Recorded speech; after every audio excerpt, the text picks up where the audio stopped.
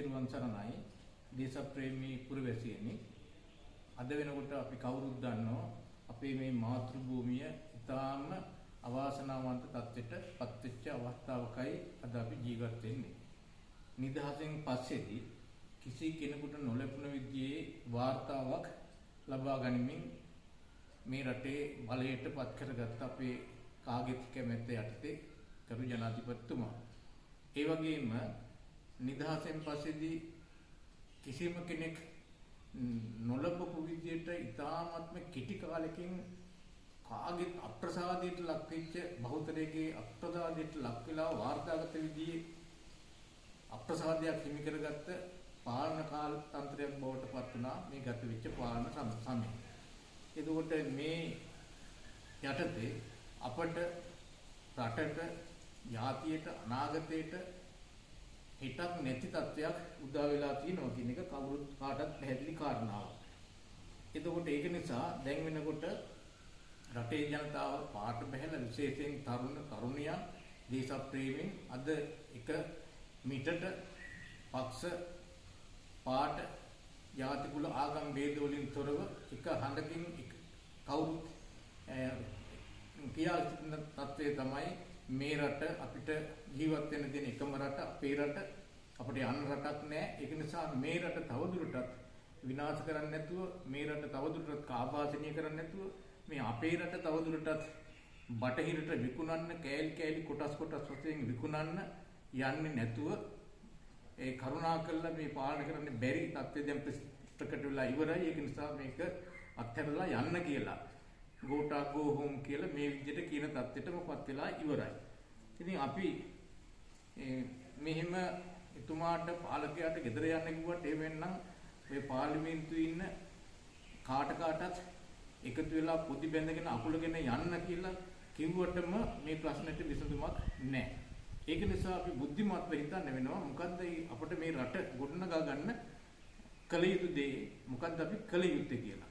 ඉතින් අන්න ඒ ගැන අපි හිතන්න ඕන අවස්ථාවකයි අද ජීවත් වෙන්නේ. අපි උත්කෝෂණය කරලා පෙළපාලි ගිහිල්ලා මේ විදියට කාලේ කැප කරගෙන දවස් ගණන් සති ගණන් අද වෙනකොට සතියක්ම ගාලු මුද්‍ර පිටියේ විශාල විරෝධතාවයක්.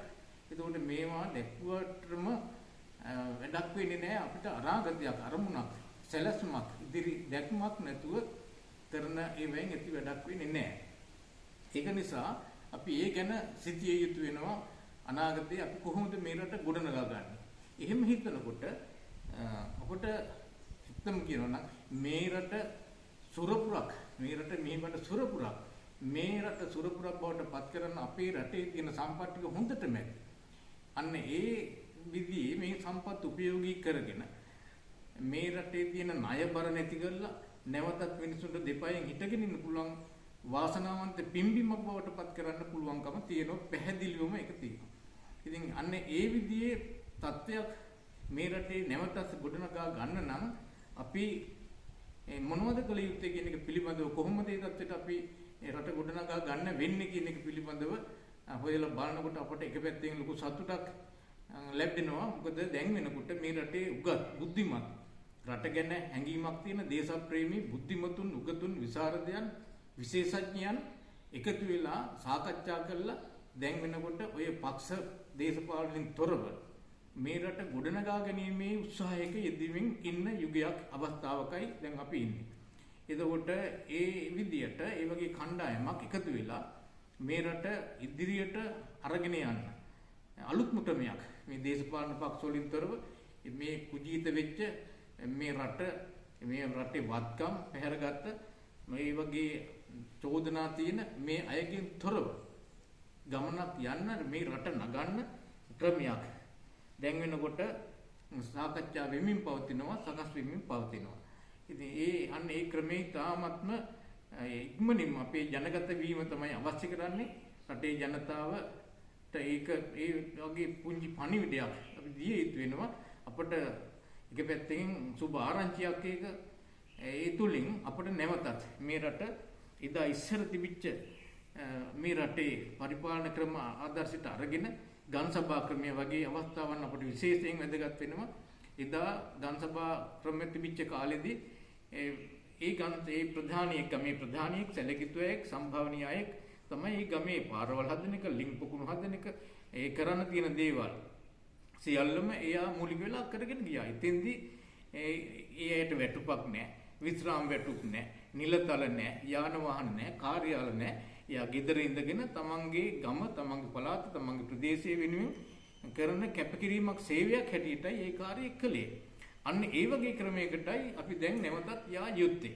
එතකොට මේ ප්‍රාදේශීය සභා, පළාත් සභා මේවා මේ පුහු අලි බවට, සුදු අලි බවට පත් වෙලා තියෙන මුදල් කාබාසනය කරන, මේ රට දවසින් දවස අගාධයටම පත් කරන ඒ ක්‍රම සම්පූර්ණයෙන්ම අත්හරින්න වෙනවා. ඒවෙන් අපිට වැඩක්ම නැහැ. ඒවෙන් තොරව ගමේ දියුණුව, ගමේ සංවර්ධනය, ගමේ අය සම්බන්ධ වෙලා කරන්නයි වැඩපිළිවෙලක් සකස් වෙමින් පවතින්නේ. එතකොට ඒ වගේ වැඩපිළිවෙලකට ගියපුවම එතකොට අපට මේ අනවශ්‍ය වියදම්, මේ එක අය වෙනුවෙන් දෙන වරදාන, මේවා මහජන මුදල් කාබාසනය කරන ඒ සියලුම ක්‍රම නතර වෙනවා. රටේ දිනුවට, ගමේ දිනුවට ඒ විශාල මුදලක් අපිට ඉතුරු කරගන්න පුළුවන්කම ලැබෙනවා. අන්න ඒක නිසා විශේෂයෙන් අපි සිහිපත් කරන්න ඕන මේ විදිහට මේ පවුලෙන් පෙළපතින් පෙළපතට, අප්පගෙන් පුතාට, පුතාගෙන් පුතාට මේ විදිහට යන මේ ක්‍රමෙ නෙමෙයි ඉදිරියේදී මේ රට පාලනය කරන්න, මේ රට ගොඩනගා ගන්න ලස්සන ක්‍රමයක් උගතුන්, බුද්ධිමතුන් රට පිළිබඳව, ගහකොළ පිළිබඳව, පරිසරය පිළිබඳව හැඟීමක් ඇති පිරිසක් එකතු වෙලා කරන පාලන ක්‍රමයක් පිළිබඳව තමයි දැන් අවධානයට ලක් වෙලා තියෙන්නේ. මෙතනදී විශේෂයෙන් අපි කාගෙත් අවධානයට ලක් කර යුතු කාරණා කීපයක් තියෙනවා. ජාතික ප්‍රතිපත්ති හැටියට අපි කාගෙත් අවධානයට ලක් වෙන්න ඕන එකක්. රටක් දියුණු කරන්න නම් අනිවාර්යයෙන්ම අංක 1 කෘෂි කර්මාන්තය දියුණු කරන එක.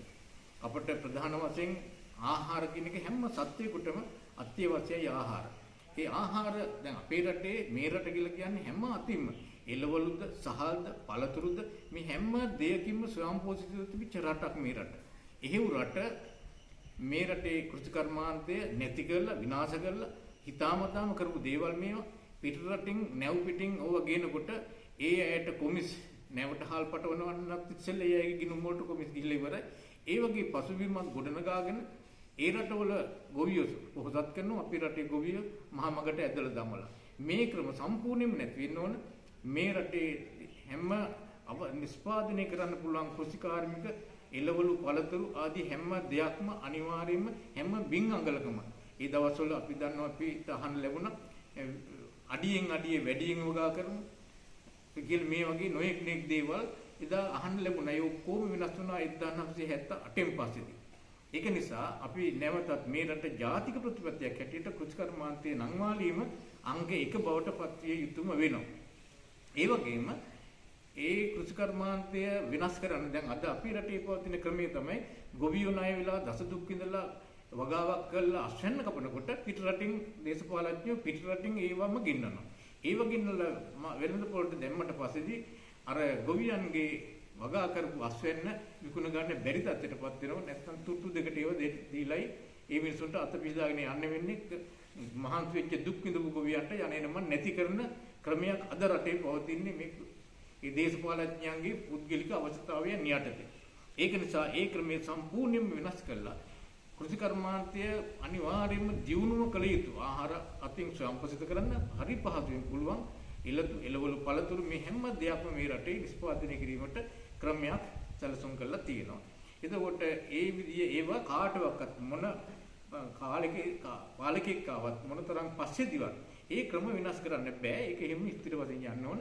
අද වෙනකොට මේ අපි කවුරුත් දන්නවා කොරියාව, දකුණු කොරියාව වගේ රටවල් ගත්තම ඊළඟට දැන් මෑතක් වෙනකන් ඉතියෝපියාව කියන්නේ බොහෝම අහිංසක දුප්පත්ම ඉගෙනම රටක්.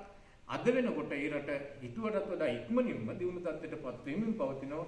ඒ අය අංක 1ට කෘෂි කර්මාන්තය හරහා තමයි ඒ දියුණුවට මඟ පාදගෙන තියෙන්නේ. මේ වගේ බංග්ලාදේශයේ වෙන රටවල් හැම එකක්ම දියුණු වෙච්ච රටවල් කෘෂි කර්මාන්තයට තැන දීලා තියෙනවා. ඒක නිසා අපි මේ රට හදන්න නම් අංක 1 ගොවියට තැන දෙන්න ඕනේ. ඒ වගේ ප්‍රතිපත්තියක් තියෙන්න ඕන. අංක 2 හැට අපි සලකනවා, හිතනවා මේ රටේ කර්මාන්ත නිෂ්පාදනය අනිවාර්යයෙන්ම කර්මාන්ත ක්ෂේත්‍රයේ රටට අවශ්‍ය කරන යම් භාණ්ඩයක් තියෙනවද, සේවාවන් මේවා මේ රටේ නිපදවිය හැකි කිසි දෙයක් පිට රටකින් ගේන්න බෑ. වගේම අංක 2 හැටියට කර්මාන්ත පිළිබඳ අපේ අවධානයට ලක් විය යුතු වෙනවා. මේ රටේ නිෂ්පාදනය කරන්න පුළුවන් කිසිම දෙයක් පිටරටකින් ගේන්න ඕන කරන්නේ නැහැ. ඒක නිසා හැම දෙයක්ම මේ රටේ නිෂ්පාදනය කරන්න අපි පසුබිම යොදාගත යුතුම වෙනවා. ඒ සඳහා හැකියාව නැති, පළපුරුද්ද ඇති, ඕනකම ඇති, උනන්දු ඇති පිරිස ඉන්නවා අපේ රටේ අප්‍රමාණවත්. නමුත් ඒ අයට තනක් දෙන්නේ නැතුව කොහොම මේ කොමිස් මේ යටතේ පිටරටින් හැම දෙයක්ම ගෙන්නන්න ගියවිලා අද අපේ රටේ දේශීය නිෂ්පාදන ඔක්කොම වලපල්ලට දාලා ඉවරයි. මේ දේශපාලඥයන්ට අවශ්‍ය විදිහට මේ රට විනාශ කරන්න තවදුරටත් දෙන එක හොඳ නෑ කියන මතය දැන් රටවැසියුම ඉන්න අවස්ථාව. ඒක නිසා කිසියම් කෙනෙක් කියනවා නම් අපිට මේ රටටම අවශ්‍ය කරන අපි දන්න රටටම අවශ්‍ය කරන කිරි නිෂ්පාදනය, එහෙම නැත්නම් පිටි නිෂ්පාදනය හෝ වේවා. එහෙම නැත්නම් බ්ලේක් තල් නිෂ්පාදනය හෝ මොනවා හෝ කිසියම් දෙයක් තමන්ට නිෂ්පාදනය කරන්න පුළුවන් නම් රටටම අවශ්‍ය විදිහට අන්න ඒ නිෂ්පාදනයේ විශේෂයකට අපි තැන දෙන්න ඕන. අවශ්‍ය යටිතල පහසුකම් දෙන්න. ඒ වගේම ඒ තුලින් රටේ අවශ්‍යතාවය සරලන විදියට කටයුතු කරන්න පුළුවන් ඒ අයට අනිවාර්යෙන් උපරිම විදියට සලකන අනුග්‍රහය දක්වන ව්‍යාපාරයක් මේ ඉදිරියේදී මේ රටේ බිහි කළ යුතුම වෙනවා.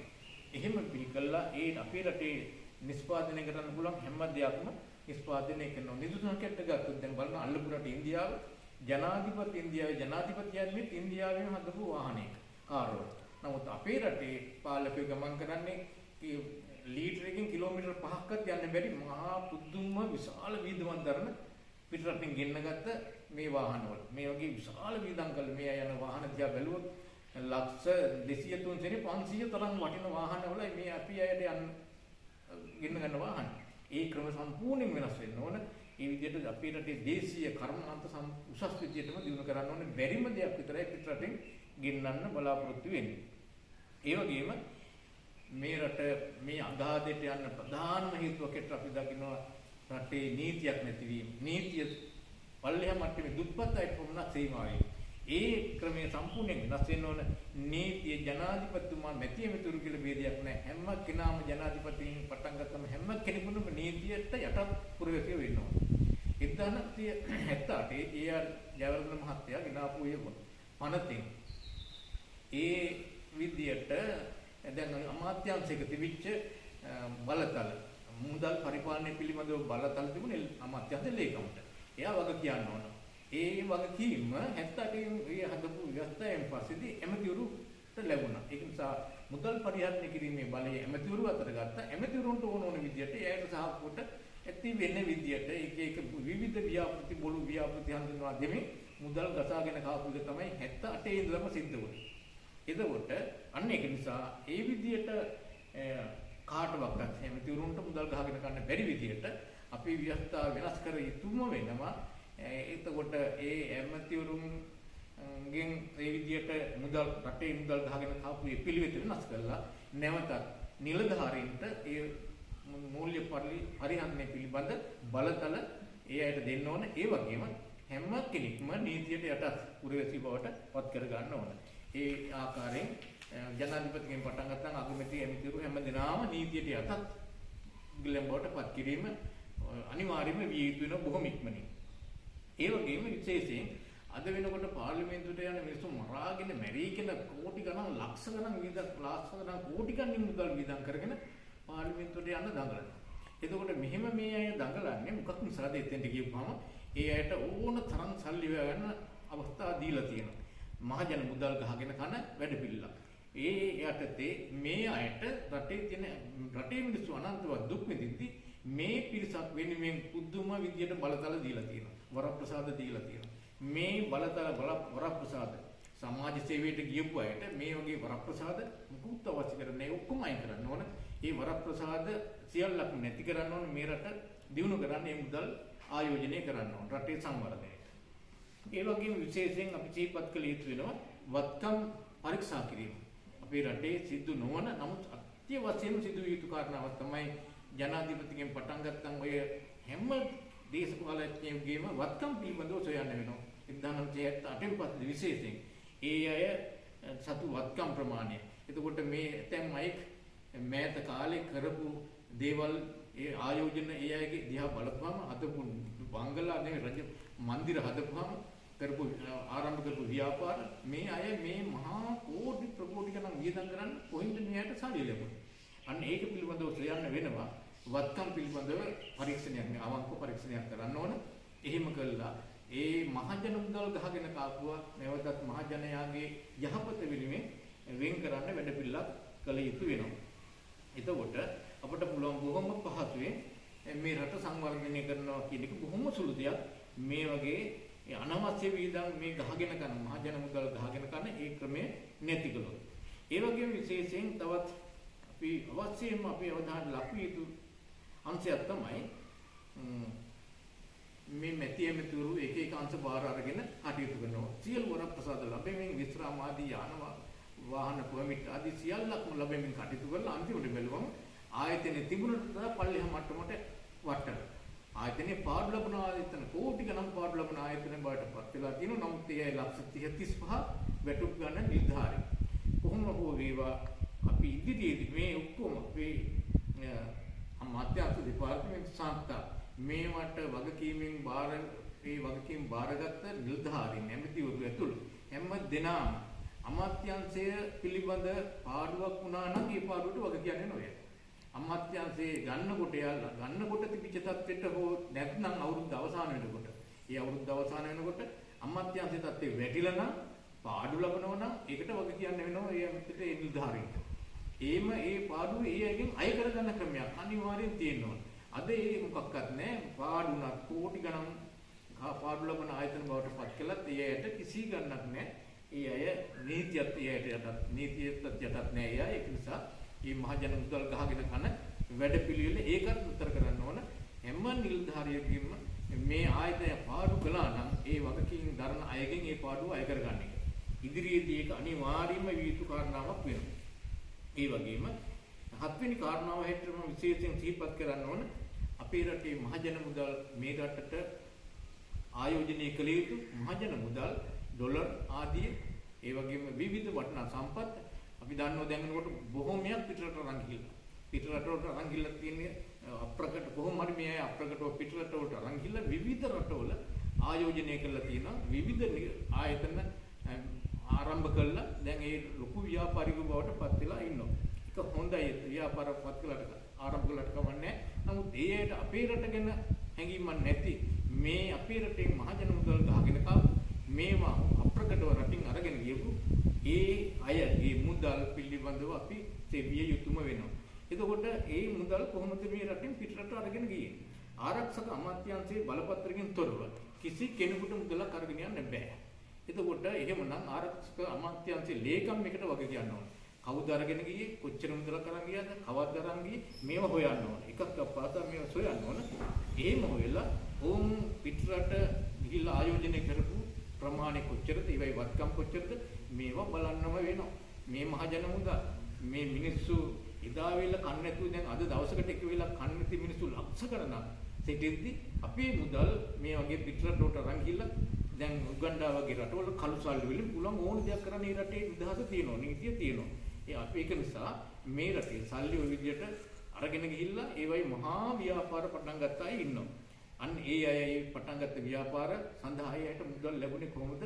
මෙන්න මේවා පිළිබඳව සොයන්න ඕන. ඒවා රටට පාඩුවක් කරලා ඉතින් රට දැන් මේ විදිහට අගාධයට වැටලා තියෙන්නේ. ඔය වගේ කරපු මේ රටේ මහජන මුදල් මේ රටේ ඩොලර් අප්‍රමාණ අසීමිත විදියට පිට රටවලට අරගෙන ගියපු නිසා කියන එක ඉතාම පැහැදිලි කාරණාවක්. ඒක නිසා ඉදිරියේදී ඔය වගේ යන බැරි කරන්නත් ඒ වගේම ගිනියපු ඒවා පිළිබඳ විමර්ශනයක් කිරීමත් අත්‍යවශ්‍යම කාර්යයක් හැටියට අපි දකිනවා. ඒ වගේම විශේෂයෙන් මේ අධිකරණය ඊළඟට ත්‍රිවිධ හමුදාව මහ බැංකුව ඒ වගේම විශ්වවිද්‍යාල ඒ වගේම පොලිසිය මෙන්න මේවා ස්වාධීන ආයතන බවට පත් වෙන්න ඕන. රටක් දිනු කරන්න නම් මේවා ස්වාධීනව පැවතිය යුතු ආයතන. ඒ අයට තීරණ ගන්න ඒ අය ඉදිරි කටයුතු පිළිබඳව තීරණ ගැනීමට ආයි දේශපාලඥයන්ගේ බලපෑම ඇඟිලි ගහින් බෑ. ඒක ස්වාධීන ආයතන. එහෙම ඒ ආයතන පවත්වාගෙන යන්න අපි අවස්ථාව දෙන්න ඕන. ඒ තුලින් තමයි රටක් ගොඩන ගන්න පුළුවන් වෙන්නේ. නැත්නම් අද මේ හැම එකටම දේශපාලඥයෝ ඇඟිලි ගහනවා. එහෙම ඇඟිලි ගහලා ඒ ආයතන කඩා වටනවා. ඒක මෙහා මහ විහිළුවක් කියලා තියෙන්නේ. නීතියත් විහිළුවක් බවට පත් වෙලා තියෙනවා. අධිකරණයත් විහිළුවක් බවට පත් වෙලා තියෙනවා. අධිකරණ තීන්දුව දෙනේවා අනිත් පැත්තෙන් වෙනස් විදියට ඒ අය ඒව විනාශ කරලා තීන්දුව දෙනවා. මේව කරන්න බෑ දේශපාලඥයන්ට එහෙම කරන්න බැරි වෙන විදිහේ නියාමනයක් අනිවාර්යයෙන්ම සම්මත කරගත යුතුම වෙනවා. ඒ වගේම විශේෂයෙන් අවසාන කාරණාව හැටියට අපි දකිනවා මේ ආර්ථික කොමිෂන් සභාවක් දැනටත් තියෙන එකක් නාමික එකක්. සත්ත පහක වැඩක් නෑ. ඒක වැඩක් එහෙම එකක් නෙමෙයි. ආර්ථික කොමිෂන් සභාව කියන එක ස්වාධීන වෙන්න ඕන. ඒක ජාතික තලයේ එකක් වෙන්න ඕනේ. ඒකයි කාටවත් සැරසැරේ එක එක විදිහට හිතාමතා පක්ෂයට එකකට වෙනස් කරන්න පුළුවන් එකක් නෙමෙයි. ඒ වගේම දේශපාලඥයන්ට මේ අත්නොමතිය කොහොමද දේශපාලඥයන්ට ඇඟිලි ගන්න බැරි තත්ත්වයක් වෙන්න ඕන. අන්න ඒ වගේ ආයතනයක් වෙන්න ඕන මේ ආර්ථික කොමිෂන් සභාව. එතකොට ඒ සඳහා විශේෂයෙන් ඒ විගණකාධිපතිතුමා, ඒ වගේම මහා බැංකුවේ අධිපතිතුමා, ඒ වගේම වරලක්ෂ ගණකාධිකාරී ආයතනයේ අධිපතිතුමා, ඒ වගේම ආර්ථික විශේෂඥ, ඒ වගේම වාණිජ්‍ය හා නීති අංශයේ විශේෂඥ වෙන්න මෙන්න මේ වගේ සුවිශේෂී පුද්ගලයන් එතන අනිවාර්යෙන් ඉන්න ඕන. ඒ අය ඒ වගේ කොමිටිගෙන් සම්මානිත කමිටුවක් පත් කරලා ඒ අයට ආර්ථිකයේ මෙහෙයුම පිළිබඳ සියලු වගකීම් එයට පවරන්න. එතකොට මේ අංශයට මේ ආර්ථික කොමිෂන් සභාවට ඇඟිලි ගන්න කිසි කෙනෙකුට බෑ. කිසි කෙනෙක් මොන දේශපාලඥයටවත් ඒවට ඇඟිලි ගන්න බෑ. මේ අය රටේ දියුණුවට ආර්ථිකය මෙහෙවන්න ඕන. එතකොට අනියට නිදහස දෙන ක්‍රමයක් පසුබිමක් අපි ගොඩනගා ගන්න ඕනේ. ඒ වගේ එක්කලොත් ආර්ථික කොමිෂන් සභාව ස්වාධීනව පවත්වාගෙන යන අපි අවස්ථාව ලබා දුන්නොත් අන්න මේ රට හදනවා කියන එක බොහොම සුළු දෙයක්. මෙන්න මේ වගේ කාරණා කීපයක් අපි අවධානයට ලක් වියතුම වෙනවා. අන්න ඒක නිසා රටවැසි ඔබ හැම දිනාගෙම අපි ඉල්ල සිටිනවා මේ දේශපාලඥයන්ගෙන් අපි මෙන්න මේවා ඉෂ්ට කරගන්න අපි පසුබිමක් ගොඩනගා ගන්නම ඕන. මේ රට හදන්න පුළුවන්. මේ රට සුරපුරක් කරන්න පුළුවන්. මේ යන ක්‍රමයේ සම්පූර්ණයෙන්ම උඩු යටිකුරු කරන්න වෙනවා. ඉතින් ඒක තමයි දැන් රටවැසියන්ගේ එකම බලාපොරොත්තු වෙලා තියෙන්නේ. ඒක නිසා අපි කොහොම හරි මේ කාටවත් රිද්දවන්න නෙවෙයි, කාටවත් ගහන්න නෙවෙයි, කවුරක්වත් මේ කාටවත් අපහාස අවඥා කරන්න නෙවෙයි. අපි අපේ රටට මේ රට ගැන හැඟීමක් තියෙන අපිට යන රටක් නෑ මේ බෞද්ධරයකට. අනිත් අය නම් දැන් වෙනකොටත් රට ගිහිල්ලා පැනලා යන හොරා කරලා යන. එහෙම යයි රට අපිට යන රටේ බෞද්ධරයකට යන රටක් නෑ. ඒක තමයි මේ රට අපේ රට. මේක අපි රැකගත යුතුයි. අන්න ඒ වෙනුවෙන් දැන් අපි කවුරුත් එකට එකතු වෙලා මේ වගේ වැඩපිළිවෙලකට යා යුතුම වෙනවා කියන එකත් මතක් කර දෙමින් මේ රට අනාගත ඉක්මනින්ම සුරපුරක් බවට පත් කරගන්න පුළුවන් කියන විශ්වාසය අපි ළඟ තියෙනවා. ඒ වගේ පසුබිමක් ගොඩනගේවා කියලා ප්‍රාර්ථනා කරනවා.